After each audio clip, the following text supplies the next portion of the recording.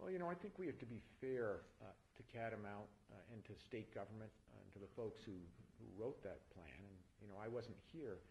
It worked in the respect that if you're on Catamount, you have a beautiful benefits package. You pay very little to have that benefits package, and there isn't a Vermonter that wouldn't like to have the same plan. The failure of Catamount is no more significant than the failure of every single healthcare reform effort, every single healthcare plan that's been passed by any state legislature and any federal plan in the country, which is that no one has figured out how to contain cost.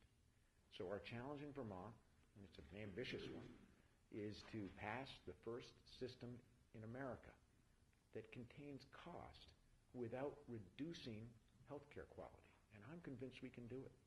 So to say Catamount's, is it a failure? Well, sure, it's a failure in containing cost.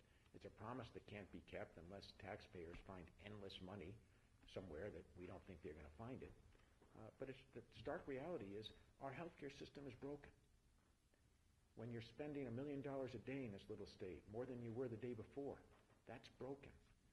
When I go out and talk to Vermonters, which I do every day, whether it's business people or families struggling to pay increased premiums or premiums at all, they say to me, we get it. We know we're paying more and more for less and less coverage. We try and fix it. And what we're saying is yes. We're going to try to do what others haven't done. We're going to try to fix it. And that's about cost containment. It isn't about access.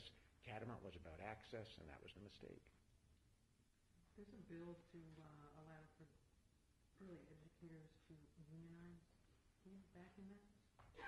I support the effort to bring them to the table. They have, for years, received inadequate pay for extraordinarily important work. So the answer is yes, I support their effort to come to the table. Can you sign that bill? Well, let me see what's in it first, but I definitely support the concept. A number of times you've talked about, and you did it in your budget speech, you talked about, I will oppose any broad-based tax increases. Very clear on the broad-based tax increases. As you look at the non-broad-based tax increases, are there some opportunities there to raise revenue to offset some of the difficult budget cuts that you propose? Not that I've seen. Then I'm just wondering, I'm curious why you use the phrase broad-based taxes. Why don't you just say all taxes, any kind, off the table? Well, I thought I did. So your use of broad-based is... What I mean by broad-based taxes is, listen, one has to choose their words carefully as governor, more carefully than I've been used to. So I'm going to try my best.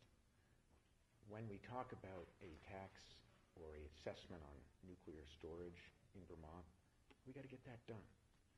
When we talk about the kind of assessments that I propose to draw down federal dollars, we got to get that done too, because otherwise we have to make more draconian cuts to the people that need us. So, I'm a little careful to choose your words. I'm choosing mine for a reason.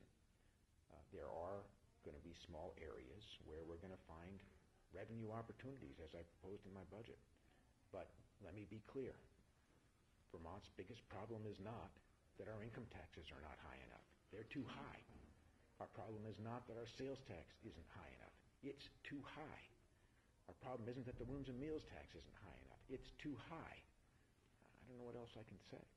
Well, I guess what I'm getting at is that some lawmakers are looking at soda tax, candy tax, as a way to help offset, the 5% cut in mental health programs that you propose. So I guess what I'm trying to get a sense of is, are you open to the possibility of other splinter taxes like that to be imposed in order to offset some of the most difficult cuts? No. Why not? Because Vermonters are paying enough taxes.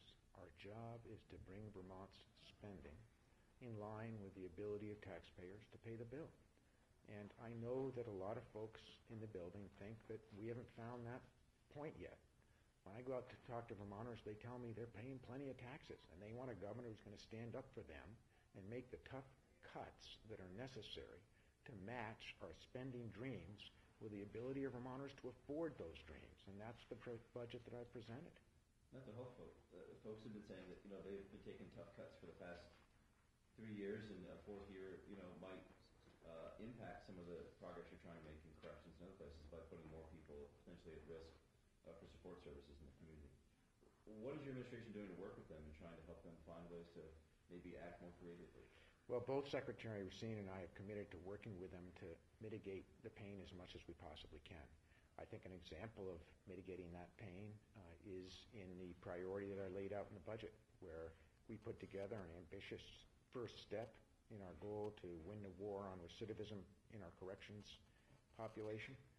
I committed to $1 million new dollars to be expended to ensure that we put the mental health services, the drug and alcohol counseling, the education, housing in the communities to ensure that we win the war on recidivism. So there are going to be lots of areas where we're continuing to expand prevention.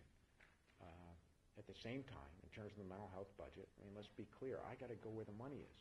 People keep saying, well, how can you go after vulnerable people? I'm like, state government does three things. We build roads and bridges and rails so we can get folks around. We build prisons so that we can lock up people that we don't want around. And we take care of people that need us. I haven't got a governor's mansion to sell. I can't sell the state jet. I would. I can't, sell the state yacht that we use on Lake Champlain. I would.